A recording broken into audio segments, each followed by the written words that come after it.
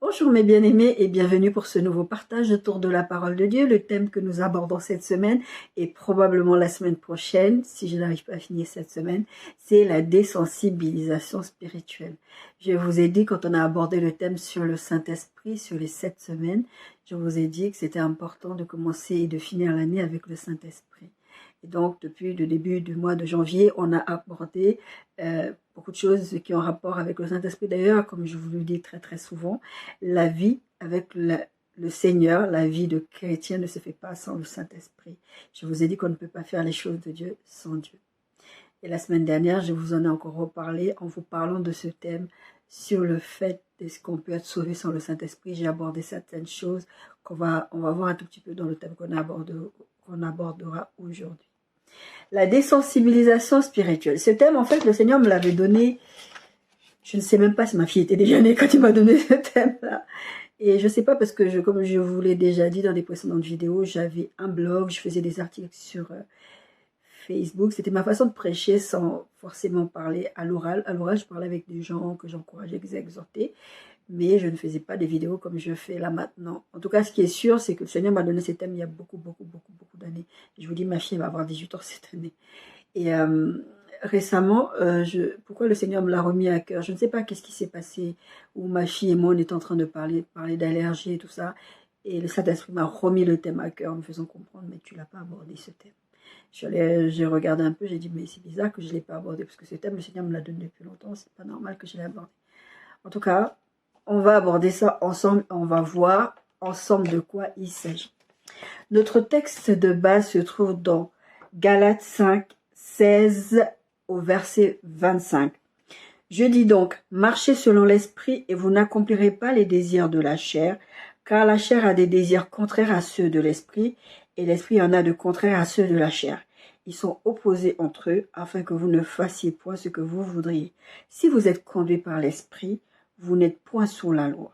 Or, les œuvres de la chair sont manifestes, ce sont l'impudicité, l'impureté, la dissolution, l'idolâtrie, la magie, les inimitiés, les querelles, les jalousies, les animosités, les disputes, les divisions, les sectes, l'envie, l'ivrognerie, les excès de table, les choses semblables.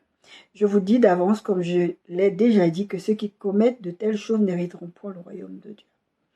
Mais le fruit de l'esprit, c'est l'amour, la joie, la paix, la patience, la bonté, la bénignité, la fidélité, la douceur, la tempérance. La loi n'est pas contre ces choses. Ceux qui sont à Jésus-Christ ont crucifié leur chair, la chair avec ses passions et ses désirs. Si nous vivons par l'esprit, marchons selon l'esprit de Dieu. C'est moi qui ai rajouté de Dieu, mais c'est l'esprit. Ne cherchons pas une vaine gloire en nous provoquant les uns les autres, en nous portant envie les uns aux autres. On s'arrête au verset 25, qui est si nous vivons par l'esprit, marchons selon l'esprit. Pourquoi on parle de désensibilisation? Tout simplement parce que je vous disais la semaine dernière quand j'ai abordé comment on peut reconnaître qu'on a le Saint-Esprit qui habite en nous, c'est par le fruit que nous portons. Et là, on avait étudié ce texte justement de Galates 5, et Galates 5, 25 parle Galates 5, 22 parle du fruit de l'Esprit, qui est l'amour, la joie, la paix, la patience, la bonté, la bénignité, la fidélité, la douceur, la tempérance. Le fait d'avoir le Saint-Esprit qui habite en toi doit te permettre de produire ces fruits-là. Ton caractère va changer. Tu vas t'approcher de plus en plus du caractère de Christ et ça, c'est un processus. Et quand tu ne produis pas ces fruits-là, je vous disais la semaine dernière, posez-vous les questions. Examinez-vous vous-même. Je m'inclus là-dedans. Examinez-vous vous-même. Demandez-vous pourquoi vous ne produisez pas ce fruit. Comme je l'ai dit aussi la semaine dernière et la semaine d'avant, vous pouvez être 30 ans dans l'église et ne pas être sauvé. Et vous pensez que vous êtes sauvé. Et parce qu'à un moment donné, vous êtes désensibilisé à la vie de l'esprit. On va vraiment aborder ça aujourd'hui. Je pense probablement que je vais l'aborder sur 2 semaines parce que je ne veux pas bâcler ce thème. C'est super important pour votre marche spirituelle. C'est super important comment vous allez fonctionner avec l'Esprit de Dieu. Tout ce que je dis jusqu'à présent, tout ce que j'ai abordé jusqu'à présent, tout est important. Mais spécifiquement, ce thème va vous aider à comprendre pourquoi vous n'évoluez pas dans la vie de l'Esprit et pourquoi est-ce que les choses n'évoluent pas dans votre vie, pourquoi vous n'avez pas des exaucements de vos prières. Je vous dis très souvent, que Dieu a des projets de bonheur pour nous. La Bible dit, Dieu dit, je connais les projets que j'ai formés pour vous. Projets de bonheur et non de malheur, pour que vous ayez un avenir et de l'espérance. C'est Jérémie 29, 11 qui dit ça. Dieu veut que vous ayez de l'espérance, que vous ayez de l'avenir. Jésus disait, je veux que vous ayez de la vie et la vie en abondance. Il y a des choses qu'on vit sur cette terre qui ne sont absolument pas la vie de la volonté de Dieu, pardon. Et des fois, on se pose des questions. Qu'est-ce que j'ai fait? Qu'est-ce que je n'ai pas fait? Et aujourd'hui, on va se poser cette question-là en abordant ce thème. Si vous vivez par l'esprit, marchez selon l'esprit de Dieu. Là, la Bible parle, dans ce texte de Galates 5, il parle du fait que toutes les choses que vous vivez, si vous voyez ce listing, les œuvres de la chair, ce sont les œuvres de la chair, ce sont les choses qui sont contraires à l'esprit de Dieu. Je vous ai dit, Dieu est un Dieu de processus. Si vous êtes conduit par l'esprit de Dieu, vous n'êtes point sur la loi. Car la chair, verset 17 plus haut, qui dit, car la chair a des désirs contraires à ceux de l'esprit, et l'esprit a ceux contraires de la chair. Je vous dis très souvent que nous avons l'âme. Et l'âme, c'est comme un enfant. L'âme, votre chair, votre âme, vous combattent votre esprit. C'est votre esprit qui est régénéré instinctivement quand vous êtes sauvé, quand vous devenez enfant de Dieu. Mais le fait de devenir enfant de Dieu, je vous disais la semaine dernière, travaillez à votre salut. Ce n'est pas de rester là, de se dire, ça y est, j'ai fait une prière de salut qui n'existe pas d'ailleurs, bibliquement et théologiquement parlant, ça n'existe pas. C'est pas parce que vous avez fait une prière à un moment donné que ça y est, la prière du salut, vous êtes sauvé. Non. Le fait d'être sauvé, vous allez produire des choses. Jésus disait, on reconnaît, je crois que je l'ai marqué ce verset aujourd'hui, on reconnaît l'arbre à son fruit. Si vous êtes des enfants de Dieu, si vous êtes des enfants de lumière, marchez comme des enfants de lumière. Marchez selon le fait que le Saint-Esprit habite en vous. Vous ne pouvez pas faire ce que vous voulez. Je vous dis très souvent, vous ne vous appartenez plus. Vous ne faites pas ce que vous voulez de votre corps. Nous ne faisons pas ce que nous voulons de notre corps. Nous ne prenons pas les décisions comme on veut. C'est vrai que Dieu nous a donné le libre arbitre, mais la volonté de Dieu, c'est que nous soyons heureux. Et comment on fait pour être heureux? C'est en écoutant Dieu. D'accord? La chair a des désirs contraires à ceux de l'esprit. Vous allez vivre, c'est une lutte intestine. Les gens qui vous disent, vous êtes sauvés maintenant, vous ne péchez plus, vous ne faites plus ces choses-là, ce n'est pas vrai. C'est une décision à prendre de marcher dans la sainteté, dans la sanctification. Tous les jours, la sanctification, c'est quoi? C'est une mise à part. C'est une mise à part pour être mise à part pour Dieu, pour faire la volonté de Dieu. Et dans ça, il y a l'obéissance à la parole de Dieu. L'obéissance à ce que Dieu vous dit.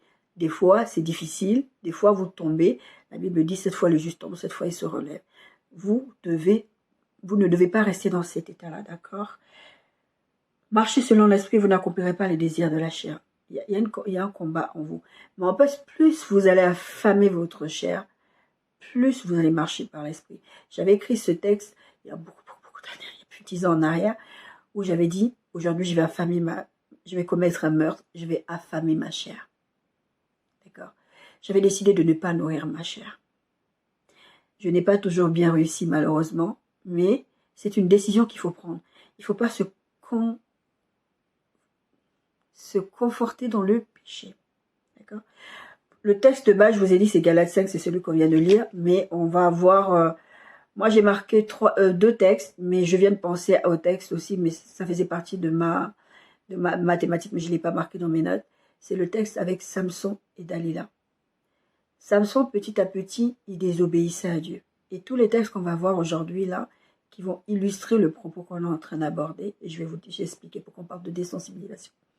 Ce sont des choses, en fait, quand vous ne vous reprenez pas, quand vous ne vous confessez pas la semaine dernière ou la semaine d'avant, je vous disais, même si vous tombez, le but, ce n'est pas de préméditer ce que vous allez faire. Autant de fois que vous tombez, demandez pardon à Dieu. Demandez pardon à Dieu. Ne vous dites pas, je vais faire, puis je vais demander pardon à Dieu.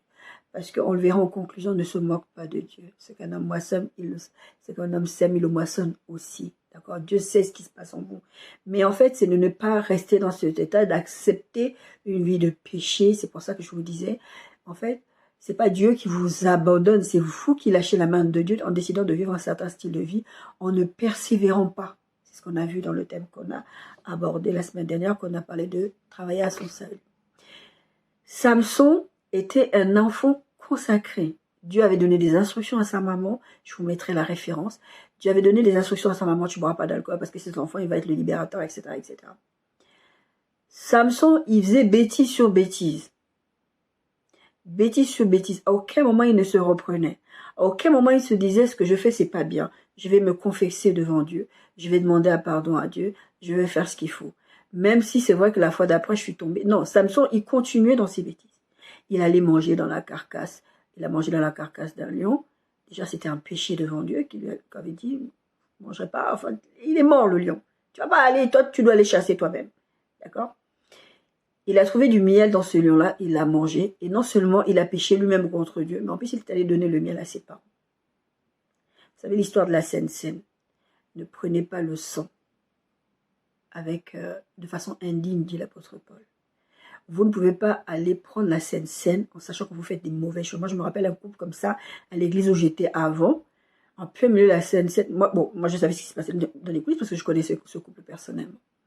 Mais il donnait une image à l'église. Et nous, on venait ensemble, on prenait la Sainte Seine. Et je sais que ça avait révolté une des sœurs pendant le temps de Sainte Seine parce qu'elle a dit, mais vous vous rendez compte, parce que en fait, cette église-là, la Sainte Seine, ne le faisait pas de façon publique. J'ai jamais compris pourquoi. Il le faisait en comité. Et donc, à un moment donné, elle vient, elle confesse, oui, avec mon mari, il y avait des problématiques, il y avait ça, il y avait ça, il y avait ça. Moi, je savais. C'est la fameuse ancienne amie dont je vous parle des fois. Elle témoignait que comment Dieu était intervenu dans leur vie. C'était censé être un beau témoignage. Moi, j'avais ma façon de comprendre et de voir la chose parce que je connaissais la personne en dehors de l'église. Et il y a une sœur qui s'est levée en plein milieu, qui s'est énervée. Qui a dit, mais est-ce que vous vous rendez compte de ce que vous faites? Vous prenez la Sainte Seine avec nous, vous prenez la Sainte Seine de façon indigne avec nous, vous nous rendez coupables avec vous, vous saviez ce que vous êtes en train de faire. Rappelez-vous de l'histoire d'Ananias et Saphira. Vous préméditez vos choses et vous venez vous donner une image. Et nous, on est là, on croit que vous êtes un bon témoignage et vous faites ça, vous faites ça. Samson, c'était ça. À un moment donné, tu ne te reprends pas. Tu fais semblant, tu fais pécher, tu pêches toi-même et tu fais pécher tes parents en faisant ce qu'il ne faut pas. Et Samson particulièrement, il aimait les femmes. Mais il n'aimait même pas les femmes qui faisaient partie du peuple de Dieu. Il aimait les prostituées, la Bible le dit. Il aimait surtout les femmes qui n'appartenaient pas au peuple de Dieu. Il aimait ça. À aucun moment, encore une fois, Samson ne se reprenait. Samson avait cette force extraordinaire. Dieu l'avait doté de choses pour qu'il soit le libérateur du peuple, qu'il soit le libérateur d'Israël. Et Samson va finir les yeux crevés, l'amuseur des Philistins. Parce qu'il avait été désensibilisé. Je vous expliquerai cette histoire de désensibilisation. Il n'écoutait plus Dieu. Ça faisait un moment qu'il péchait, ça faisait un moment qu'il s'était éloigné du chemin de Dieu. Et le texte de la Bible dit, Samson, à un moment donné, il dit, je vais encore y arriver comme les autres fois. Et la Bible précise, Samson, à un moment donné, il ne s'était pas rendu compte que l'Esprit de Dieu l'avait quitté. Dieu ne l'a pas abandonné. Il a abandonné Dieu en ne se repentant pas. C'est ce que je vous disais la semaine dernière. En ne se repentant pas, en ne se reprenant pas, en ne voulant pas changer de vie, en ne voulant pas changer sa façon de faire. Il désobéissait à Dieu et continuait. Et l'Esprit de Dieu est parti sur la pointe des pieds. Il ne l'a pas su. Je vous ai dit ça la semaine dernière.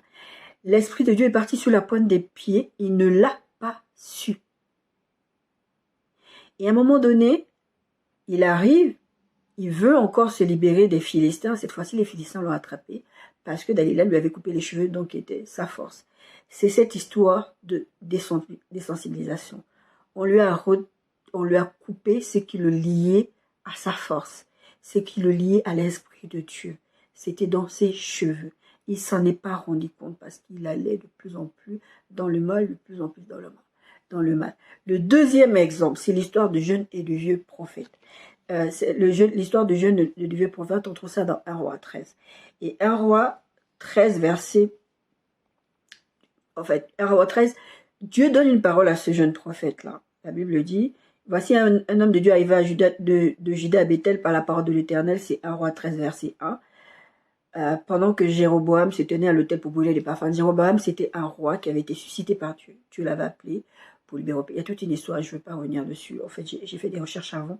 J'ai peur que ça prenne trop de temps. En tout cas, Dieu l'avait suscité parce que David bêtise sur bêtise et Dieu avait promis que il allait frapper, mais à la mort de David, d'accord? Donc, David meurt, je crois même que Salomon meurt, oh, ça y est, je me souviens même plus. Bref, en tout cas, Jéroboam avait été choisi par Dieu. Mais de la même manière, oui, Salomon était déjà mort. Salomon, en fait, il avait beaucoup de femmes qui l'entraînaient loin de Dieu. La Bible parle de, je ne sais plus combien de femmes, et des centaines aussi, des milliers de femmes, ou des centaines de femmes et des milliers de concubines. L'un dans l'autre, ces femmes-là le poussaient à aller adorer d'autres dieux. Et c'est pour ça que Dieu n'aime pas l'idolâtrie. On a parlé dans ce texte de Galates 5, les œuvres de la chair sont l'idolâtrie. Ça là vous empêchera de voir Dieu. Et ça là, ça fait partie des choses pour lesquelles on doit se sanctifier, se mettre à part. On ne doit pas nous trouver là-dedans. D'accord? Et Jéroboam, il faisait comme Salomon, il avait ce truc-là. Du coup, il n'entendait plus Dieu. Quand moi j'ai lu le cantique des... Non, c'est le cantique des... Non, c'est pas le cantique des cantiques, c'est... Ah, j'ai oublié. Où il parle de vanité, tout est vanité. Je ne sais plus comment ça... Je vous mettrai le nom du livre. Et quand j'ai lu ce livre, je me suis dit, mais Salomon, à la fin de sa vie, il était dépressif. Il était dépressif parce qu'il s'était éloigné de Dieu. Il avait pris des plaisirs là. Au lieu de se repentir, de se reprendre, comme par exemple à un moment donné Akab a fait, non, il ne s'est pas repenti. Pareil, Judas ne s'est pas repenti. Bon, après, la Bible parle de Judas, fils de la perdition. Il ne s'est pas repenti. Jéroboam, c'était même pas la descendance des rois. Jéroboam, c'est quelqu'un qui a été le serviteur de Salomon, je crois, il me semble. Serviteur de Salomon, Dieu l'a suscité. Il n'était pas de descendance royale. Serviteur de Salomon, Dieu le suscite pour devenir roi, pour faire la volonté de Dieu. Et lui, qu'est-ce qu'il fait? À un moment donné, il est en train de faire tout ce que Dieu, il détruit les hauts lieux, il fait plein de choses que Dieu voulait. Mais à un moment donné, il se dit, l'endroit où je me trouve dans mon palais, c'est pas l'endroit où les gens vont en pèlerinage dans le temple de l'Éternel. Donc moi, je veux pas que les gens aillent là-bas. C'est comme un pasteur qui va dire, moi je veux pas que les gens aillent dans d'autres églises, donc je vais construire une église là. Mais c'est pas une vraie église, c'est une église de loups, ravisseurs, c'est une secte, tout ce que tu veux, mais en tout cas tout ce qui est contre Dieu. Et Jéroboam, il fait ça. Et en plus, il se met à brûler les parfums, la Bible parle de ça, il est en train de brûler les parfums, etc. Et c'était pas son rôle. D'ailleurs, c'est le rôle de sacrificateur. Mais en tout cas, les temples que lui, il avait construits, c'était des temples païens. Ils adoraient d'autres divinités. Et Dieu s'est fâché. Tu as dit, alors là, franchement. Et il envoie ce jeune homme, ce jeune prophète, aller lui parler. Lui dire, il va se passer ça, il va t'arriver ça, tu vas mourir, je vais faire ci, je vais faire ça. Mais Dieu donne une instruction à ce jeune prophète. Verset 9 en roi 13. Car cet homme m'a été donné par la parole de l'Éternel, tu ne mangeras point de pain et tu ne boiras point d'eau et tu ne prendras pas à ton retour le chemin par lequel tu seras allé. Tout simplement parce que quand le jeune prophète vient, il vient donner une parole de l'Éternel à Jéroboam pour lui dire, écoute, Dieu n'est pas content avec toi, avec les bêtises que tu es en train de faire. Il faut que tu t'arrêtes. À un moment donné, il pointe le doigt sur le jeune prophète, il dit, toi, arrêtez-le, tout ça. Il a marre de ce roi, se sèche, en fait, il a un problème au niveau de la main. Et il voit ça, il panique, il regarde le jeune prophète, il dit, prie pour que ça s'arrête. Et c'est ce que le jeune prophète fait. Et après, il lui dit, ok, reste avec moi, on va manger. Je ne sais pas s'il voulait l'amadouer ou s'il voulait vraiment le remercier parce qu'il a prié pour lui. Je pense que c'est plutôt parce qu'il voulait l'amadouer. Et ce jeune homme lui donne ce texte en lui disant, non, non, moi Dieu m'a dit, je ne reviens pas par le chemin par lequel je suis parti. Il m'a dit, je ne mange pas, je ne bois pas, je ne m'arrête pas. Donc moi, je ne t'écoute pas. Même si tu me donnais, il dira verset 8, puis oh, l'homme de Dieu dit au roi, quand tu me donnerais la moitié de ta maison, je n'entrerai pas avec toi. Je ne mangerai point de pain, je ne boirai point d'eau dans ce lieu-ci. La sanctification, c'est de prendre une décision et de s'y tenir. Et les œuvres de la chair, on a lu dans Galates 5, sont manifestes. Elles sont contraires, tu as envie de faire les choses de Dieu. Mais des fois, tu vas tomber. Et c'est ce qui va arriver à ce jeune prophète. Il va marcher, il va refuser le roi, il va refuser, il va partir. Et il y a un vieux prophète, la Bible parle d'un vieux prophète qui va qui va entendre que ce jeune homme-là a performé un miracle. Il est jaloux. Il va à sa rencontre, il dit à ce jeune homme, « Ah, Dieu m'a dit que tu dois venir à la maison, mange avec moi, etc. » Et le jeune homme, il dit non. Non, il lui dit, viens avec moi, viens. Non, il dit, viens manger avec moi à la maison, on va passer un peu de temps. Il voulait Il voulait détruire sa destinée, il était animé par Satan. Et ce jeune homme-là, au lieu de faire exactement comme il a fait avec le roi, au lieu de dire non, Dieu m'a... Enfin, si, il va le dire, mais il ne va pas se tenir. Il a entendu une parole de Dieu. Je vous ai déjà prêché sur ce texte il y a très très longtemps. Il a entendu une parole de Dieu. Et je vous dis très souvent, même si c'est moi qui viens vous parler, l'apôtre Paul disait, même si un ange venait du ciel, qu'il soit anathème, c'est-à-dire qu'il soit maudit, vous donnez un autre évangile que celui que vous avez reçu. Si même dans un rêve, si un prophète vient vous dire quelque chose qui est contraire à la volonté de Dieu, vous ne devez pas faire ce qu'on vous demande de faire, tout simplement parce qu'il est prophète, il est authentiquement prophète. Vous ne connaissez pas les motivations des gens. Je ne dis pas ça pour que vous soyez suspicieux, je dis ça pour que vous soyez attachés à Dieu, à l'Esprit de Dieu. C'est pour ça que moi, mon travail, c'est de vous rendre autonome. En vrai, ma mission, c'est de vous rendre autonome, de vous rapprocher du cœur de Dieu, de vous rendre intime avec le cœur de Dieu, pour que vous ne tombiez pas dans ce genre de choses. Ce jeune homme-là, il va dire, non, moi, le Seigneur m'a dit, je ne vais pas par le même chemin par lequel je suis passé, je ne m'arrête pas, je ne bois pas, je ne mange pas. Pourquoi il s'est retrouvé à rencontrer ce vieux prophète? Parce que la Bible déclare dans ce texte de 1 Roi 13, à un moment donné, il va s'arrêter sous un arbre et il va se reposer. Dieu lui avait dit, tu traces ta route directe. Il s'est arrêté. Et c'est ce qui va se passer avec l'histoire de David et de Beersheba. Pourquoi tu t'es arrêté? Dieu t'a dit, tu traces ta route, tu traces ta route. Et souvent, on se met dans les problèmes parce qu'on n'écoute pas Dieu, parce qu'on ne trace pas notre route, parce qu'on s'arrête à regarder des choses qu'on ne devrait pas regarder, parce qu'on a des endroits où on ne devrait pas être, et du coup, on se met à pécher contre Dieu. Et ce jeune homme-là, pendant qu'il se reposait, c'est comme ça, ce monsieur-là a réussi à le rattraper, parce que le monsieur, quand il a entendu parler du miracle qu'il avait fait, il dit, il est où, etc., etc. On va lui sceller son âne, il va le suivre. Mais si ce jeune homme-là ne s'était pas arrêté, il aurait continué sa route, le monsieur ne l'aurait pas rattrapé. Et quand il va venir lui parler, il va dire, ah non, moi, Dieu m'a dit que je ne mange pas, je ne m'arrête pas, je ne comprends pas le même. Et c'est vrai, il avait pris le chemin, il n'avait pas pris le même chemin par lequel il était venu parce que c'était l'instruction de Dieu.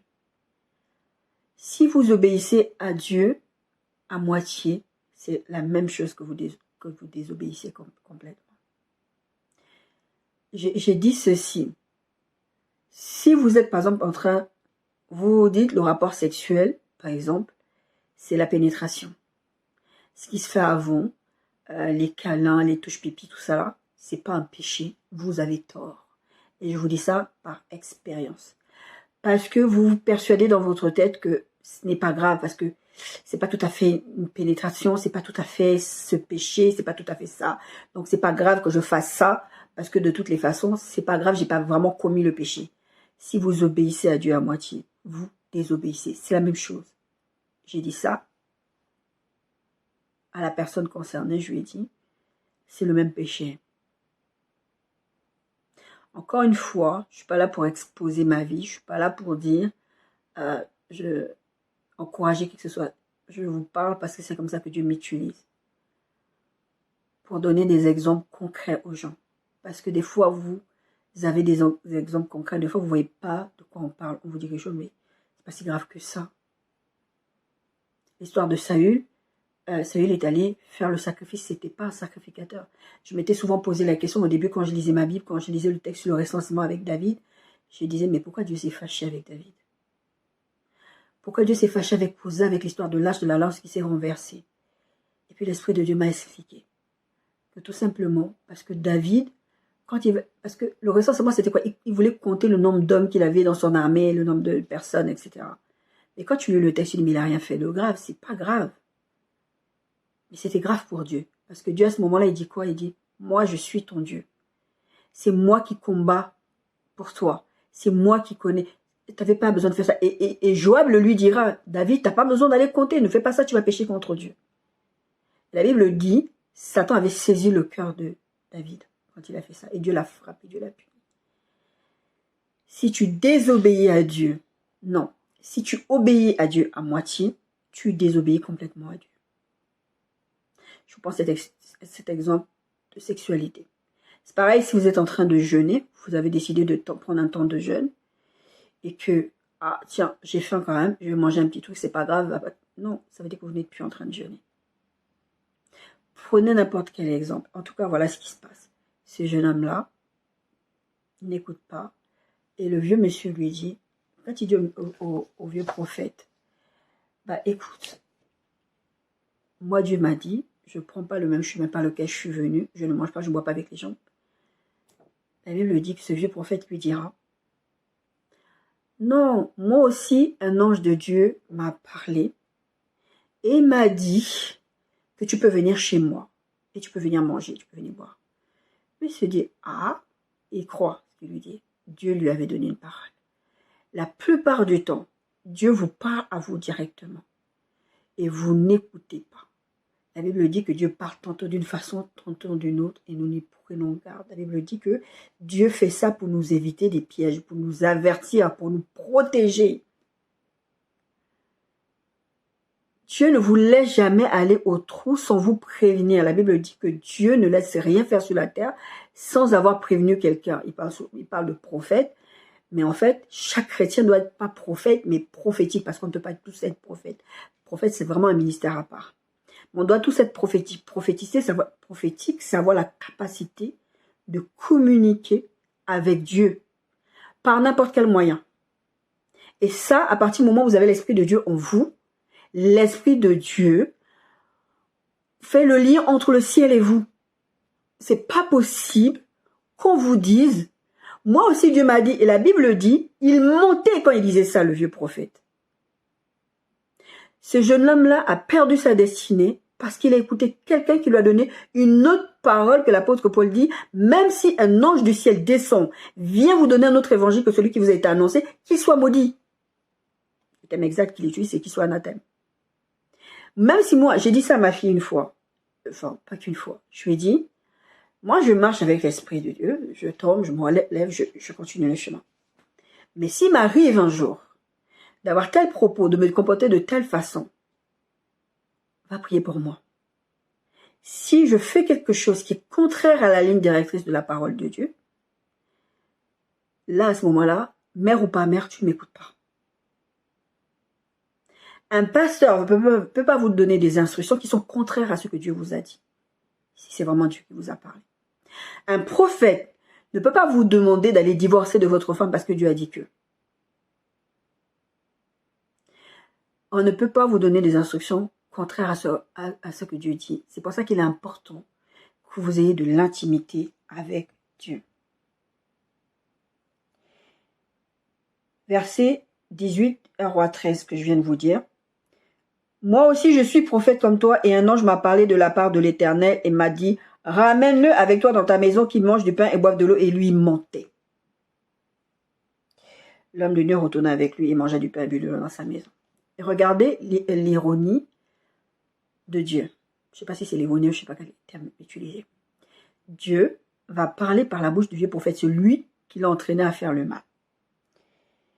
Comme ils étaient assis à table, verset 20, 1 Roi 13, 20, la parole de l'Éternel fut adressée au prophète qui l'avait ramené. Et écrit à l'homme de Dieu qui était venu de Juda, ainsi parle l'Éternel, parce que tu as été rebelle à l'ordre de Dieu. Notez ce thème de rébellion, on va le réutiliser. On l'a déjà vu la semaine dernière, ce verset. Parce que tu as été rebelle à l'ordre de l'Éternel et que tu n'as pas observé le commandement que l'Éternel ton Dieu t'avait donné, parce que tu es retourné et que tu as mangé du pain et bu de l'eau dans le lieu dont il t'avait dit, tu n'y mangeras point de pain et tu n'y boiras point d'eau, ton cadavre n'entrera pas dans le sépulcre de tes pères. Et quand le prophète qui avait ramené eut mangé du pain et qu'il but il c'est la lane pour lui, l'homme de Dieu s'en alla, il fut rencontré dans le chemin par un lion qui le tua. Son cadavre était étendu dans le chemin, l'âne resta près de lui, le lion s'était à côté du cadavre. Cet homme s'est fait tuer par un lion là-haut. C'était pas sa destinée. Il y a des gens qui meurent dans cette vie-ci, ce n'était pas leur destinée. Vous mourrez avant le temps, Dieu avait une grande destinée pour toi. Il y a des gens qui sont morts avant le temps et Dieu avait une grande destinée pour eux. Si tu es dans cette position, mon bien-aimé, ma bien-aimée, que Dieu est en train de te demander de t'arrêter, arrête-toi. Tu vas pas aller dire, on va pas dire, oui, les tombés malades, les sorciers, les ceci, les cela. Ça n'a rien à voir avec les sorciers. Si vous êtes enfant de Dieu, personne ne peut rien vous faire. Vous-même, nous-mêmes, nous ouvrons les portes à l'ennemi et nous ratons complètement notre destinée. Et ce jeune homme, il est mort bêtement, c'était pas la volonté de Dieu. Il aurait écouté Dieu. Ça ne serait pas arrivé. D'accord. Et ce même prophète, le vieux prophète qui l'a entraîné dans le mal, il est vivant, hein, il n'est pas mort. Hein. Il va l'emmener dans son sépulcre à lui, qu'il a préparé. Vous savez, les gens préparent, des fois même en France, préparent déjà comment on appelle ça, les tombeaux, bref, les caveaux, des choses comme ça. Il lui a mis là-bas. Il dit à ses enfants, quand je mourrai, vous me mettrez à côté des ossements de ce jeune prophète. Il voulait, même dans la mort, cacher sa destinée. 2 Samuel 11, c'est l'histoire de David et de Beersheba. Qu'est-ce que Dieu te demande de faire? Qu'est-ce que Dieu t'interdit? Où est-ce que Dieu t'interdit d'aller à des endroits où tu n'es pas censé être? On a pris l'exemple de Samson. David, c'est un guerrier. C'est un gars qui a toujours guerroyé. Depuis que Dieu l'avait appelé à être roi, guerrier. La Bible dit dans 2 Samuel 11 qu'il était censé être à la guerre. Il y avait une guerre. L'année suivante, verset 1 de Samuel 11, au temps où les rois se mettaient en campagne, les rois devaient se mettre en campagne, David envoya Joab, donc un de ses serviteurs, je vous ai parlé de Joab tout à l'heure, et tous ses serviteurs pour détruire le fils d'Amnon et pour assiéger Rabat. Mais David resta à Jérusalem. Il a pris une mauvaise décision. Samson avait pris une mauvaise décision. Ce jeune prophète avait pris une mauvaise décision. Un soir, David se leva de sa couche et comme il se promenait sur le toit de la maison royale, il aperçut de là une femme qui se baignait et qui était très belle de figure. David fit demander qui était cette femme et on lui dit, n'est-ce pas Bathsheba, fille d'Eliam, femme d'Uri le Hétien? David, première chose, déjà, il n'est pas en campagne, il reste à Jérusalem. Il voit une femme, au lieu de dire, j'ai vu, je quitte. Le pasteur Rolando disait ceci, on a les yeux, nous aussi on voit, on est mariés, on voit, mais on ne s'arrête pas.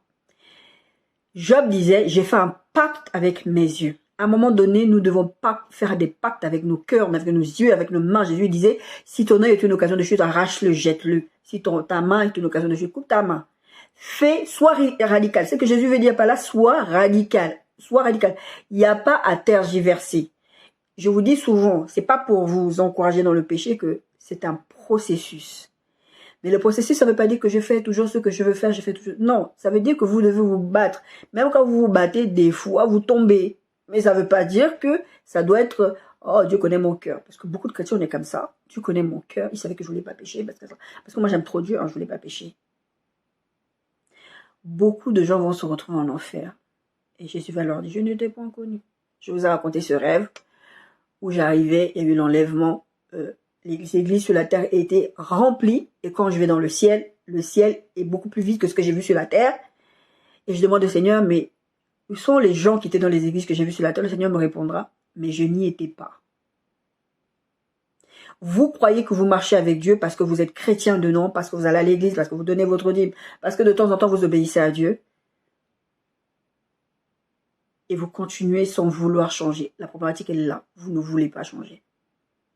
Et ce n'est pas Dieu qui vous abandonne. C'est pas là que vous perdez votre salut. C'est ce qui s'est passé avec Samson. Vous perdez votre salut parce que vous n'écoutez plus Dieu. Vous perdez votre salut parce que vous décidez d'attrister et d'éteindre. La Bible parle d'attrister le Saint-Esprit et d'éteindre. C'est Éphésiens qui parle d'attrister et 1 Thessaloniciens parle d'éteindre l'esprit. Parce qu'à un moment donné, vous ne vous corrigez plus. Vous êtes insensible à ce que Dieu fait. Donc David, il reste à Jérusalem, alors qu'il est censé partir en campagne. Il voit Beersheba, ouh, qu'est-ce qu'elle est jolie.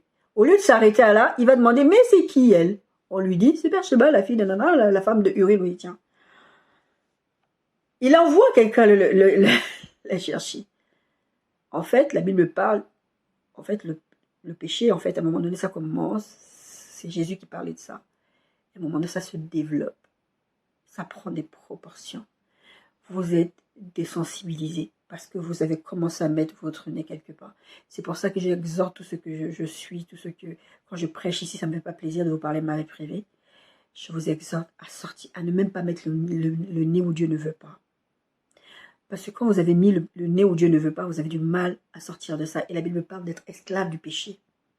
Vous devenez des esclaves du péché, alors que la Bible dit que Christ nous a affranchis pour la liberté, et que si le Fils vous a affranchi, vous êtes réellement libre. Si vous allez, vous êtes des esclaves, on vous a sorti de l'esclavage, vous retournez encore en esclavage, comme le peuple qui disait, nous on veut retourner en Égypte. Ils voulaient retourner concrètement, ils voulaient retourner en esclavage. Parce que vous n'avez pas ce que vous voulez. Parce que le peuple voulait, nous on veut l'eau, on veut la caille, on veut les viandes, on veut ceci, on n'a pas ce que Dieu nous donne. Donc comme Dieu ne vous donne pas ce que vous voulez que Dieu vous donne, vous allez vous rebeller contre Dieu. Dieu, dans ce texte sur la manne et les cailles que je vous ai fait sur ce thème-là, je vous ai fait une série là-dessus. Je vous ai parlé de rébellion. On a lu encore cette histoire de rébellion. On va encore le revoir tout à l'heure. Sinon, la semaine prochaine. Vous vous rebellez contre Dieu quand vous n'écoutez pas ce que Dieu vous dit. Quand vous n'obéissez pas à ce que Dieu vous dit. Vous ne marchez pas dans la sainteté. Vous ne marchez pas dans la sanctification. Et David, la Bible dit, il fit demander qui c'était cette femme, verset 3. Verset 4, et David envoyait des gens pour la chercher. Toujours verset 4, et il coucha avec elle. Cette femme va tomber enceinte de David. David, qu'est-ce qu'il va faire? Je suis attrapé. Je vais me faire attraper. Il est tellement devenu insensible à la voix de Dieu. Alors que David, c'est celui qu'on vous dit, il va toujours consulter Dieu. Tout ce qu'il fait, il va consulter Dieu. Non, là, il ne consulte plus Dieu. Il est dans les désirs de la chair. Je vous ai lu le texte de Galatiens qui dit, en fait, ne nourrissez pas votre chair. Si vous ne voulez pas accomplir les œuvres de la chair, ne la nourrissez pas. T'as vu? Je veux pas. Job, il a dit, moi j'ai fait un pacte avec mes yeux. Maintenant, il va essayer de couvrir son péché.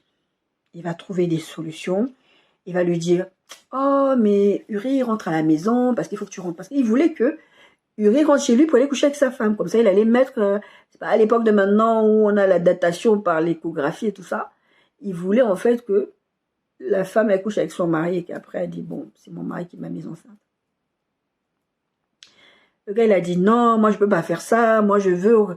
Lui, il sait que c'est la période des campagnes de guerre. Donc, lui, c'est un guerrier, c'est un chef, voilà. Il veut pas aller coucher avec sa femme. Lui, il n'a pas la tête à ça. Lui, il a la tête à aller servir le roi. Et David veut absolument que... Et David a trouvé tous les stratagèmes pour amener Uri le Hittite pour aller coucher avec sa femme. Et ça n'a pas marché. Et à un moment donné, il sait que ça ne fonctionne pas. Il va donner un ordre à Joab, son chef des armées, il va lui dire, mets-le au plus fort de combat. Mets-le plus fort de combat, comme ça il se fait tuer. Mais après, il faut aller dire au roi, donc à David, oh, mais il s'est passé ça là-bas, il y a eu la guerre, et puis il s'est fait tuer. Oh, pauvre de lui. Alors que lui, il l'avait fomenté pour le faire tuer. Verset 17 de Samuel 11, 17. Les hommes de la ville firent une sortie et se battirent contre Joab. Plusieurs tombèrent parmi le peuple, parmi les serviteurs de David, et Uri le retien fut aussi tué. Maintenant, Joab va envoyer un messager et donner à David les nouvelles. Verset 23. Le messager dit à David, ces gens ont eu sur nous l'avantage, ils avaient fait une sortie contre nous dans les champs, et nous les avons repoussés jusqu'à l'entrée de la porte. Verset 24, les archers ont tiré du haut de la muraille sur tes serviteurs, et plusieurs des serviteurs du roi ont été tués, et ton serviteur Uri le Héthien est mort aussi. David dit au messager, voici ce que tu diras à Joab, ne sois point peiné de cette affaire, car l'épée dévore tantôt l'un, tantôt l'autre. Oh, c'est la vie. Quelqu'un allait mourir, il se trouve que c'est lui. Alors qu'il avait prémédité, il savait qu'Uri allait se faire tuer. Car l'épée dévore tantôt l'un, tantôt l'autre, attaque vigoureusement la ville et renverse-la, et toi, encourage-le. Encourage Joab. Le messager ne sait pas ce qui s'est passé, il ne sait pas ce que Joab et David se sont dit, ou peut-être il le sait, je ne sais pas. Il encourage-le, et il a besoin d'être... Parce que Joab, il devait se sentir mal, il est aux ordres du roi. On lui dit, va faire assassiner quelqu'un. Verset 27, quand la période de deuil est passée, David prend pour épouse Bersheba. Mais Dieu va se fâcher. Dieu va se fâcher. 1 Samuel 12, c'est la réponse de Dieu. Verset 5, Nathan le prophète vient parler à David. Il dit, il y avait un monsieur riche qui avait des brebis, des chèvres, des bœufs et tout ça. Et puis, il a eu des invités chez lui. Et puis, il a voulu faire un festin. Il s'est dit qu'il ne veut pas prendre... Il y avait un autre monsieur qui était pauvre, qui avait qu'une seule brebis, qui avait qu'une seule vache, ou je sais pas, une vache, qui était avec la vache, il vivait avec sa famille, c'était devenu comme un animal de compagnie, en fait. Il mangeait avec cette vache, il vivait avec la vache, les enfants aimaient la vache, etc. Et cet homme riche il reçoit ses invités au lieu d'aller prendre dans son cheptel où il avait plein de bêtes pour aller faire le festin avec. Il est allé prendre la vache de l'autre. David, verset 5 de Samuel 12. Verset 5, la colère de David s'enflamma violemment contre cet homme et il dit à Nathan, l'Éternel est vivant, l'homme qui a fait cela mérite la mort. Le gars, il est fâché pour une injustice que l'autre avait, alors que lui, c'est lui. Verset 7, et Nathan dit à David, tu es cet homme-là. Ainsi parle l'Éternel, le Dieu d'Israël, je t'ai oint pour roi sur Israël et je t'ai délivré de la main de Saül. Je t'ai mis en possession de la maison de ton maître, car j'ai placé dans ton sein les femmes de ton maître, et je t'ai donné la maison d'Israël et de Juda, et si cela eût été peu, j'aurais encore ajouté. C'est-à-dire, je t'ai déjà donné beaucoup de choses. Et si ça ne t'aurait pas suffi, j'aurais donné encore plus de choses. Pourquoi as-tu méprisé la parole de l'Éternel, verset 9, en faisant ce qui est mal à ses yeux? Tu as frappé de l'épée Uri le Héthien, et ne dis pas, tu as fait tuer. Dieu considère, c'est comme quelqu'un qui veut faire tuer sa femme parce qu'il veut l'assurance vie. Quand vous regardez ce genre de procès-là, on ne dit pas, bah, c'est pas lui qui a tué, c'est l'autre à qui l'a engagé pour tuer, ou c'est quelqu'un qui l'a encouragé à les tuer, ou la femme qui a fait ça. On va lui dire, tu es coupable. Tu as fait quelque chose de mal. On va même des fois punir plus sévèrement. D'ailleurs, souvent, on punit plus sévèrement. C'est lui qui a été l'instigateur. Et c'est ce qui se passe ici. Dieu lui dit, tu as pris pour femme la femme de Uri et pour en faire ta femme. Et tu l'as tuée par l'épée. Les fils d'Amon. Dieu l'accuse lui. Il ne dit pas les fils d'Amon. Voilà, je vais me venger d'eux. Non, il dit, toi David, c'est toi qui es responsable de la mort de cet homme-là. Il va frapper. Maintenant, l'épée ne s'éloignera jamais de ta maison parce que tu m'as méprisé et parce que tu as pris la femme d'Uri le Héthien pour en faire ta femme. Et Dieu va frapper très fort. Et l'histoire de la maison de David, il y en a une des filles qui se fait violer par son propre frère. L'autre frère, il usurpe le trône. Plein de choses se passent. Et d'ailleurs, cet enfant-là, dont Bersheba, elle était enceinte, elle mourra. Des fois, on vit des choses, on ne se rend pas compte de pourquoi on se vit. Pourquoi on vit ces choses-là. Pourquoi on vit ces choses-là. Verset 11 de 1 Samuel 12. Ainsi parle l'Éternel, voici, je vais faire sortir de ta maison le malheur contre toi, je vais prendre sous tes yeux tes propres femmes pour les donner à un autre qui couchera avec elle à la vue de ce soleil. L'autre en question, c'était son fils, Absalom. Souvenez-vous de l'histoire d'Absalom. Absalom, pour venger sa soeur. Parce que le père n'a pas réagi. Le père est tellement devenu... il est même pas... Enfin, je ne sais pas comment dire. Il est tellement devenu insensible à certaines choses que son propre fils va violer sa sœur. Il ne punit pas le fils qui fait ça. Il ne punit pas Amnon. C'est Absalom qui va être outré. Parce que Absalom, c'est le frère enfin, c'est le frère de celle qui a été violée. Absalom, lui, il va péter un câble. Il va dire, mais c'est pas normal. Et en plus, le père, le fils, Amnon en question, il va demander au père, oui, tu vois, je suis malade et tout et tout. Le père, même pas, David, il réfléchit, mais lui, il est bizarre. Quand Absalom va se venger de son frère, il va tuer son frère, il va prendre le trône de son père, et Achitophel, souvenez-vous de l'histoire d'Achitophel, Achitophel qui était un des conseillers de David, qui va le trahir. Achitophel veut dire, si tu veux vraiment te venger de ton père, couche avec ses femmes à la vue au sud de tout le monde. C'est-à-dire qu'il a mis une tente sur le toit, ou je ne sais plus où, à la vue de tout le monde, et couche avec les femmes. Tout le monde savait qu'il était en train de s'envoyer en l'air avec les femmes de son père. Toutes les femmes de son père. Il avait toutes ses femmes. Il n'avait pas besoin d'aller prendre la femme d'autrui et de faire tuer son mari. Il s'est approché petit à petit du péché. Il est tombé dans le péché. Et au lieu de se repentir de ce péché-là, il a continué, comme ils disent les Américains, il a double down. Il a rajouté par-dessus. C'est ce que Samson faisait. Tu ne dois pas couper tes cheveux, tu ne dois pas boire de l'alcool, tu ne dois pas coucher avec les autres femmes. Et petit à petit, il entrait, et puis à un moment donné, il dit, ah non, mais je vais me libérer comme les autres fois, parce que la Bible dit, l'Esprit de Dieu l'avait quitté, il ne savait pas. Verset 12, car tu as agi en secret, et moi je ferai cela en présence de tous Israël à la face du soleil. Dieu l'a dit, moi, tu as fait tes secrets là, tu as fait tes fomentis, tes plans, tu as fait tuer Uri, moi je vais t'exposer. Je vais le faire devant tout le monde. Il n'y aura pas de secret. D'ailleurs, la Bible dit qu'il n'y a rien qui est caché, qu'il va arriver à la lumière. Pourquoi on a parlé de désensibilisation? Je vous ai raconté toutes ces histoires qui ont pris un peu de temps parce que c'était important que vous compreniez le contexte pour lequel on dit ça. Maintenant, je vais vous expliquer pourquoi je vous parle de ce thème. La désensibilisation. On va parler d'allergie et de désensibilisation. Si vous connaissez un peu, vous allez comprendre. La désensibilisation, selon le site d'Amélie, qui est le service de santé de sécurité sociale en France. D'accord? Amélie, la désensibilisation, c'est la suppression de l'exposition à l'allergène en cause est nécessaire pour éviter les récidives des manifestations allergiques. La désensibilisation rend la personne tolérante à l'allergène. Je crois que vous comprenez où je veux en venir. En fait, quand vous êtes allergique, il y a quelque chose dans votre corps qui réagit à quelque chose dans votre corps et vous éternuez, vous avez les yeux qui pleurent, souvent c'est les platanes, les plantes, les choses. Ma fille a dit, mais moi je comprends pas, ma fille est allergique. Elle dit, je comprends pas, moi j'aime la nature, je protège la nature, je recycle, je fais tout ça. Comment la nature me rend ça comme ça? Des fois elle est énervée, elle dit, mais comment la nature peut être égoïste comme ça et me faire que je sois réaliste? Votre corps réagit à des choses qui sont normales, comme étant des corps étrangers. Et ça produit une réaction allergique. Ce qui se passe avec le péché, c'est que l'Esprit de Dieu qui habite en vous rejette le péché, vous fait comprendre que ce que vous êtes en train de faire, c'est pas bien. Tu t'approches du péché. L'Esprit de Dieu, tu as encore ce côté où ça ne va pas, ça te met mal à l'aise. Mais quand le péché ne te met plus mal à l'aise, on a parlé du caillou dans la chaussure. Il y a quelques temps, je vous ai fait ce thème-là. Allez le regarder.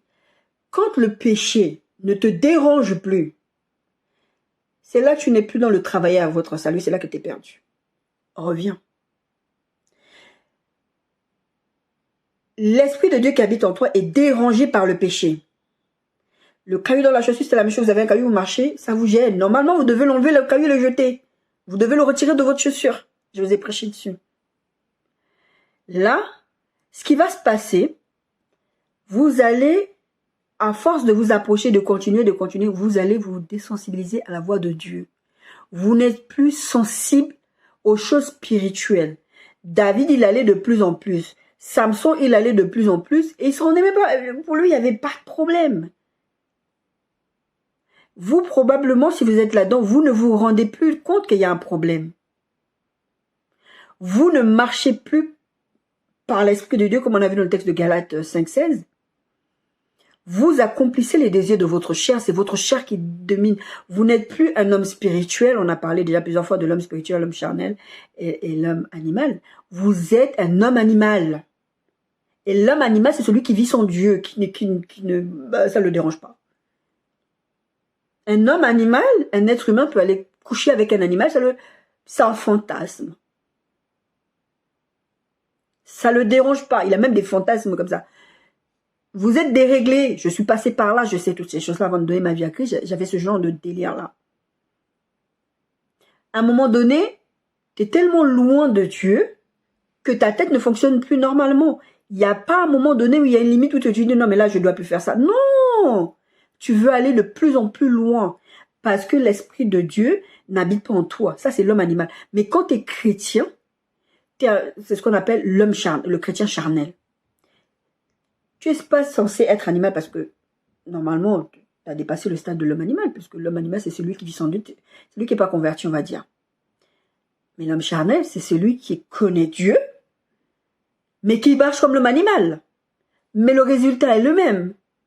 L'Esprit de Dieu rejette ces trucs-là. Vous savez, vous éternuez, vous larmoyez, l'allergie. Non, ça va pas. Ça pleure. L'Esprit de Dieu est en train de dire, je suis dérangé par le péché. Je suis dérangé par ce que tu fais. Je dis très souvent, quand tu fais une bêtise, et je le dis quand je me retrouve dans des situations comme ça, quand je me retrouvais dans des situations comme ça, j'ai pas un manteau qui s'appelle Saint-Esprit. Que quand je fais une bêtise, je retire le manteau qui s'appelle Saint-Esprit. Je vais faire mes affaires et je reviens et je remets mon manteau. Saint-Esprit, le Saint-Esprit n'est pas touché. Pas du tout. Vous allez attrister le Saint-Esprit. Nous allons attrister le Saint-Esprit. Et après, nous allons éteindre le Saint-Esprit. Là, nous ne sommes plus sensibles à la voix de Dieu.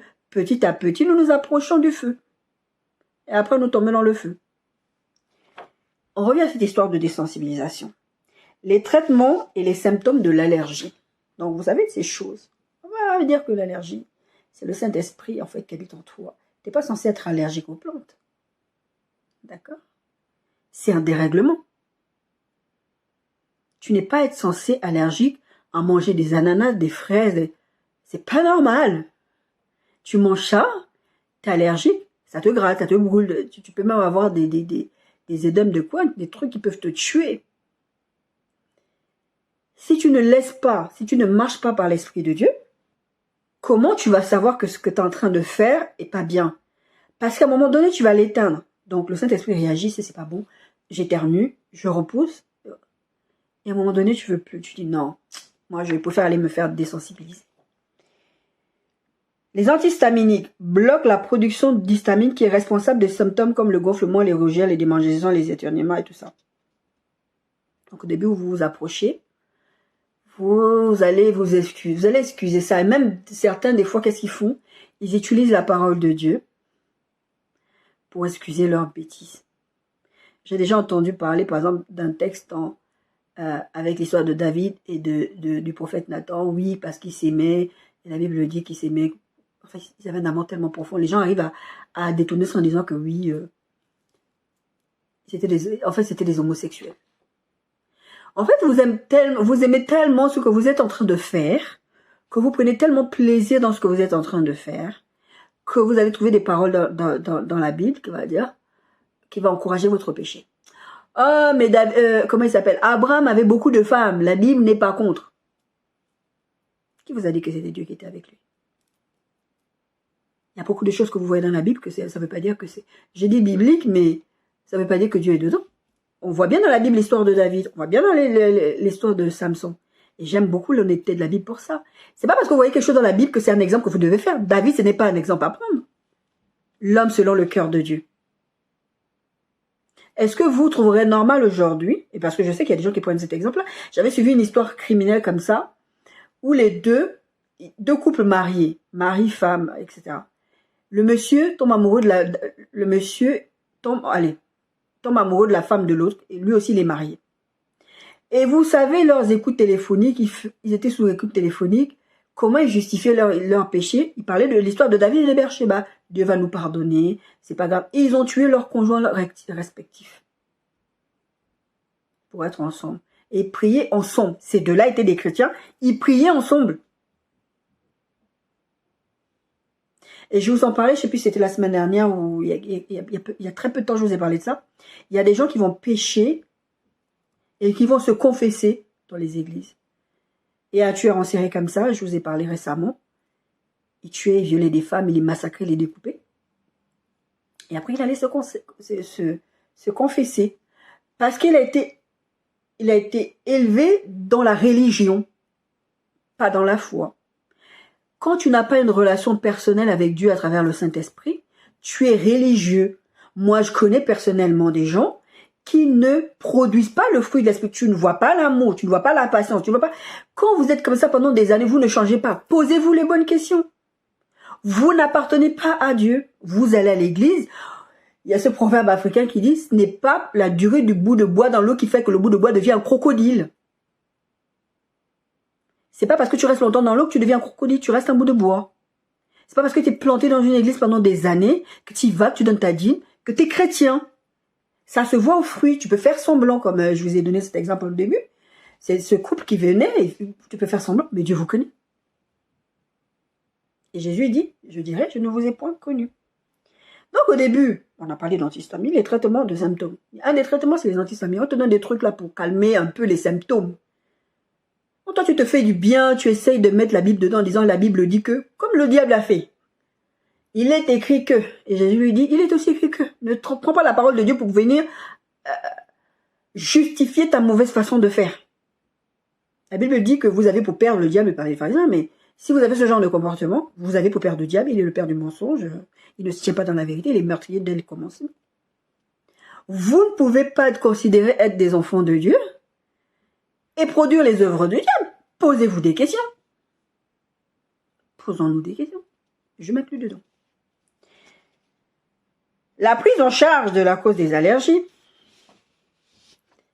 Le traitement, le site d'Amélie dit, le traitement le plus efficace, c'est la suppression de l'exposition aux allergènes responsables des symptômes. Une désensibilisation peut être aussi proposée. En fait, il faut enlever ce qui vous empêche, qui vous fait produire les symptômes. Dans la désensibilisation spirituelle, c'est que vous devez retirer ce qui vous pousse encore à un peu de culpabilité, qui vous fait mal, qui vous fait encore ce côté, comme je disais, j'en ai marre d'aller demander pardon, j'en ai marre, je me sens hypocrite. Il y avait un chantre comme ça, il y a un chantre comme ça. Et je connais beaucoup de gens comme ça qui, dans le milieu évangélique, qui étaient chrétiens, qui servaient Dieu, et qui dit, non, moi j'ai toujours été homosexuel, un type connu. Hein. J'ai toujours été homosexuel, Dieu m'a créé comme ça, j'en ai marre de lutter contre le péché. Je pense que on s'est tous trompés. Comme l'autre pasteur, là, je ne sais plus comment il s'appelle, qui dit, l'enfer n'existe pas. Et il continue à prêcher ces gens. Il a des milliers de followers, des gens qui le suivent. Je suis allée sur son Facebook parce que c'est une de mes sœurs de cœur qui m'avait dit, regarde le truc sur Netflix. J'ai essayé d'aller regarder, je ne pouvais pas. J'ai dit, non, c'est le genre de choses que je vais regarder, je vais m'énerver. Et je suis quand même allée regarder sa page Facebook et tout ça. Il a des followers, des gens qui disent, toi, tu es vraiment un vrai homme de Dieu. On verra. La désensibilisation peut être proposée. C'est quoi la désensibilisation? La désensibilisation ou immunothérapie allergénique consiste à administrer pendant une période de longue durée, plusieurs années en général, des extraits d'allergènes à dose progressive de façon à s'éduquer le système immunitaire et rendre la personne tolérante à la substance. Est-ce que vous comprenez? Vous allez vous désensibiliser spirituellement parce que vous allez être rebelle à Dieu, vous n'allez plus écouter. Vous allez éduquer votre âme, vous allez éduquer votre chair, vous allez même votre esprit à un moment donné. Au début, votre esprit lutte. J'ai péché contre Dieu, j'en ai marre de pécher contre Dieu. Puis à un moment donné, oh, j'embrasse le péché, c'est pas un péché finalement. Mais ça ne se fait pas du jour au lendemain. C'est pas du jour au lendemain que ce jeune homme-là décide que je vais embrasser mon homosexualité, je suis homosexuel, j'accepte. Non. C'est sur le temps. Les luttes. J'en ai marre de demander pardon. J'en ai marre de me soumettre à Dieu. J'en ai marre de prier. J'en ai marre. Et je vous dis ça, je ne vous juge pas. Je me mets dedans. Quand vous en avez marre d'obéir à Dieu, quand vous en avez marre de lutter contre le péché, vous allez entrer dans une période de désensibilisation. Ça ne se fait pas du jour au lendemain. Là, le site d'Amélie dit, c'est progressif. En fait, tu vas habituer ton système, on va t'injecter à faible dose l'allergène. C'est un peu le principe des vaccins. C'est le principe des vaccins d'ailleurs. Comme ça, quand tu vas être au contact avec la maladie, ton corps va réagir beaucoup moins violemment. Ça, c'est le principe des vaccins. Mais la désensibilisation, c'est d'arriver à un point où ton corps ne réagit même plus à l'allergène. C'est-à-dire que si tu es allergique au pollen, ben, tu vas te balader. Oh là là là là, le pollen ne te fait plus rien du tout. Tu n'éternues plus, tu ne pleures plus des yeux. Le péché ne te fait plus ni chaud ni froid. Ça y est, t'as éteint. L'arrivée de la désensibilisation, c'est ça. C'est que tu as éteint l'esprit. Le Saint-Esprit est parti. Il n'a pas fait de bruit, comme je vous ai dit la dernière fois. Il ne fait pas de bruit. Hein. Je m'en vais. Je quitte ce groupe. J'en ai marre. Il y a toujours des gens qui sont méchants. Je vous ai pris l'exemple la dernière fois. Je m'en vais, je quitte. Et pourquoi tu nous dis que tu quittes? Quitte. L'Esprit de Dieu, il n'a pas dit à Samson, Samson, je m'en vais. Il est parti.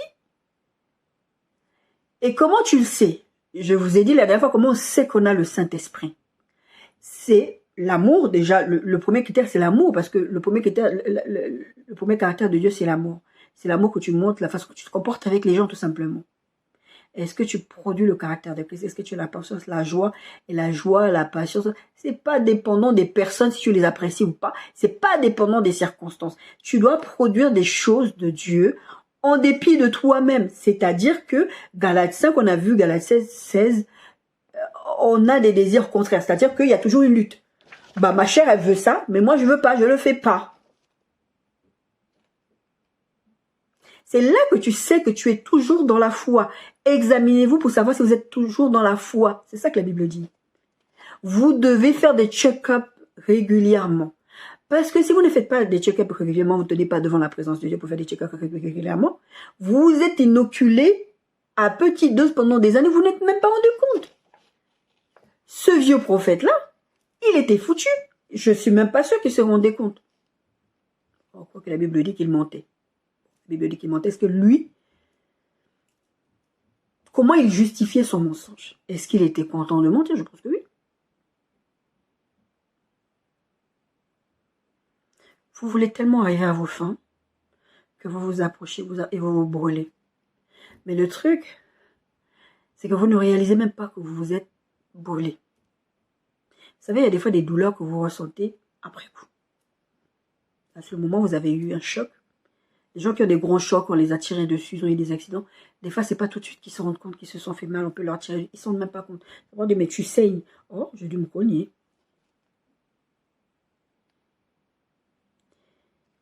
Et vous ne réalisez pas ça.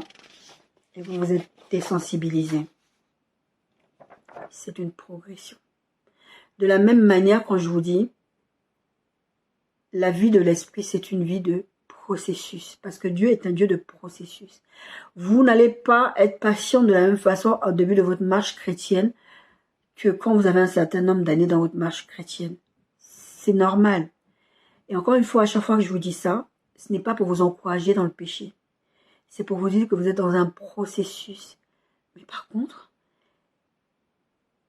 toutes ces choses qu'on a lues, qui sont contre Dieu dans le Galate 5, l'ivrognerie, l'idolâtrie, l'impureté, toutes ces choses-là, ça doit vous déranger. Si ça arrive à un moment donné, ça ne vous dérange plus, c'est que vous êtes dans une phase de désensibilisation. C'est pas arrivé du jour au lendemain, c'est pas arrivé en une nuit, c'est arrivé petit à petit. Et vous avez commencé à accepter des choses. La Bible parle de doctrine de démons. Vous allez commencer à accepter des choses qui ne sont pas de Dieu. Parce que vous voulez vous conformer à ce que votre chair désire. Entrez par la porte étroite. Matthieu 7, 13, 27. Car large est la porte, spacieux est le chemin qui mène à la perdition. Il y en a beaucoup qui entrent par là. Mais étroite est la porte, resserrez le chemin qui mène à la vie, et il y en a peu qui les trouvent. Et là, ensuite, il dit, gardez-vous des faux prophètes. Ça veut dire que vous rentrez dans un système où des gens vont vous dire des choses et vous allez les croire. Gardez-vous des faux prophètes, ils viennent en vous en vêtements de brebis. Mais dedans, ce sont des loups ravisseurs. Vous les reconnaîtrez à leurs fruits. Je parle des faux prophètes. Mais je vous dis, examinez-vous. Pas pour savoir si vous êtes un faux prophète, mais pour savoir si vous êtes dans la foi. S'il n'y a pas, vous n'êtes pas désensibilisé aux choses de Dieu. Verset 17, Matthieu 7, 17. Tout bon arbre porte de bons fruits, mais le mauvais arbre porte de mauvais fruits. Un bon arbre ne peut porter de mauvais fruits, ni un mauvais arbre porter de bons fruits. Tout arbre qui ne porte pas de bons fruits est coupé et jeté au feu. N'éteignez pas l'esprit, sinon c'est l'enfer. C'est donc à leurs fruits que vous les reconnaîtrez. Verset 21. Ceux qui me disent Seigneur, Seigneur, n'entreront pas tous dans le royaume des cieux, mais celui-là seul qui fait la volonté de mon Père qui est dans les cieux. Plusieurs me diront ce jour-là, Seigneur, Seigneur, n'avons-nous pas prophétisé en ton nom? N'avons-nous pas chassé des démons en ton nom? Et n'avons-nous pas fait beaucoup de miracles en ton nom? Alors je leur dirai ouvertement, je ne vous ai jamais connus, retirez-vous de moi, vous qui commettez l'iniquité. C'est pourquoi quiconque entend ces paroles que je dis et les met en pratique sera semblable à un homme prudent qui a bâti sa maison sur le roc. La pluie est tombée, les torrents sont venus, les vents ont soufflé et se sont jetés contre cette maison. Elle n'est point tombée parce qu'elle était fondée sur le roc, qui est Jésus-Christ.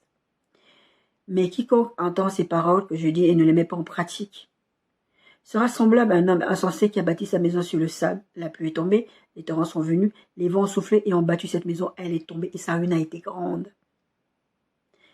La fin de Salomon, la fin de David, la fin du jeune prophète. et la fin de Samson. Je vous ai prêché sur mieux vaut la fin d'une chose que son commencement. Matthieu 7, je vais revenir sur Matthieu 7, verset 13. Entrez par la porte étroite. C'est difficile. Vous avez votre part à faire. Je vous ai dit que vous ne pouvez pas faire les choses de Dieu sans Dieu. Mais il faut laisser le Saint-Esprit vous conduire. Il faut laisser le Saint-Esprit nous conduire, nous accompagner. Si vous vivez par l'Esprit, vous accomplirez les choses de l'Esprit. Si vous vivez par la chair, vous accomplirez les choses de la chair. Et les choses de la chair vont vous amener à la destruction. C'est ce qu'on a lu dans notre texte de base. Large et spacieuse est la porte qui mène à la perdition. Il y a beaucoup de gens qui vont aller là-bas parce que vous vous persuadez des choses. Parce que ces gens-là vont se persuader des choses. Mais étroite est la porte et serrée le chemin qui mène à la vie. Il y en a peu qui la trouvent. Pourquoi? Parce que c'est une course de fond et de longue haleine. La Bible dit à un moment donné, à la fin, les hommes vont faire ça. Ils vont être les ennemis de bien. Ils vont changer la parole de Dieu. Le bien va devenir mal, le mal va devenir bien, etc. Vous continuez à résister. On est dans ces temps-là. Quelqu'un se lève le matin et dit, non mais toi, tu n'as pas le droit de dire que ton enfant c'est une fille. Il faut laisser ton enfant un jour décider. On est arrivé dans un monde où on peut choisir de quel sexe on est. On peut choisir de dire, en tant qu'enfant de Dieu, je peux vivre avec quelqu'un en concubinage. C'est normal. Il n'y a pas besoin d'être marié ou je peux être paxé. C'est normal. On se rebelle petit à petit. Et on rentre dans des choses que Dieu ne veut pas nous voir. On va dire non, parce que la loi autorise l'homosexualité. La Bible dit de ne pas lutter contre les autorités et que Dieu est l'origine de toute autorité, donc homosexuel. Doctrine de démon. Vous commencez à accepter des choses parce que votre corps vous a inoculé le péché et petit à petit, la Bible dit que le diable se déguise en ange de lumière. Il vous a raconté des bêtises. Mais Dieu connaît ton cœur. C'est pas grave ce que tu es en train de faire. Le péché est grave et le péché a toujours des conséquences. Mais bien aimés, nous allons nous arrêter là cette semaine. Nous allons continuer la semaine prochaine et revenir toujours sur cette histoire de désensibilisation. C'est important que nous puissions comprendre ensemble sur quel chemin nous sommes. Parce que n'oublions pas que nous sommes passagers sur cette terre. On va quitter cette terre, mais la suite de notre éternité dépend des décisions qu'on aura prises sur cette terre. Arrêtons de croire qu'on est là, on verra ce texte la semaine prochaine, qu'on est là pour se marier nos enfants, gagner de l'argent, vivre. Notre objectif, c'est le ciel, avec Dieu. Notre objectif, c'est pas de vivre certaines choses ici sur la terre.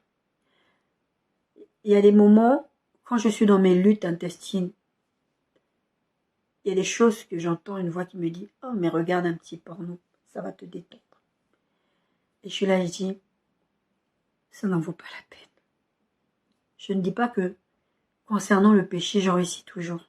C'est pas vrai, je vous mentirais si je vous disais ça. Mais à chaque fois que je pêche contre Dieu, je ne suis pas désensibilisée encore. Je ne serai pas désensibilisée. Je refuse ça. Je pleure, je me sens mal après. Je me sens très très mal après. Parce que j'ai conscience que l'Esprit de Dieu habite en moi et que j'ai fait rentrer quelque chose en moi qui n'aurait pas dû. Je me confesse bien sûr, mais je me sens mal. Nous ne devons pas nous conforter dans ce genre de vie. L'objectif, encore une fois, c'est le ciel. On n'est pas là pour faire plaisir à notre chair. Nous devons crucifier notre chair tous les jours. Il ne faudrait pas qu'on se retrouve à la fin et Jésus il nous dit « Je vous ai point connu ». Les églises, elles étaient bondées sur la terre, tu arrives au ciel. Mais ils sont où les gens qui étaient dans les églises? Moi, je ne les connais pas. Merci pour ton bénévolat, il y a un message qui arrive dessus. Merci pour ton bénévolat, tu es à l'église, tu as donné ta dîme, c'est bien, tu as servi à l'église, mais tu as fait ça bénévolement, tu n'es pas sauvé. Mais bien aimés, que le Seigneur vous bénisse, vraiment. Cette thématique, ça fait un moment que le Seigneur me l'avait donnée, mais cette semaine, le Saint-Esprit me l'a rappelé. Je vous ai dit qu'on a fini l'année avec le Saint-Esprit, on recommence l'année avec le Saint-Esprit. Le plus important, c'est de laisser le Saint-Esprit travailler. Blasphémer contre le Saint-Esprit, c'est de refuser que le Saint-Esprit te convainc de pécher. On en a parlé la semaine dernière. c'est de refuser que le Saint-Esprit te mène sur le chemin de la vie. C'est ça, blasphémer contre le Saint-Esprit. Parce que le Saint-Esprit, c'est le sceau de Dieu. C'est celui qui atteste notre statut, notre salut et notre statut d'enfant de Dieu. Si vous ne laissez pas le Saint-Esprit, si nous ne laissons pas le Saint-Esprit nous travailler, on va être perdu, et perdu pour l'éternité. Ça veut dire que l'apôtre Paul, dans un texte que je vous lisais la semaine dernière, disait, ce serait quand même dommage que je vous ai prêché tout ça, et que moi-même je me perds. Ça, c'est un truc que je ne peux pas. Je ne peux même pas l'envisager. Je ne veux pas l'envisager. Mais bien aimé, ne l'envisagez pas pour vous-même. Soyez bénis.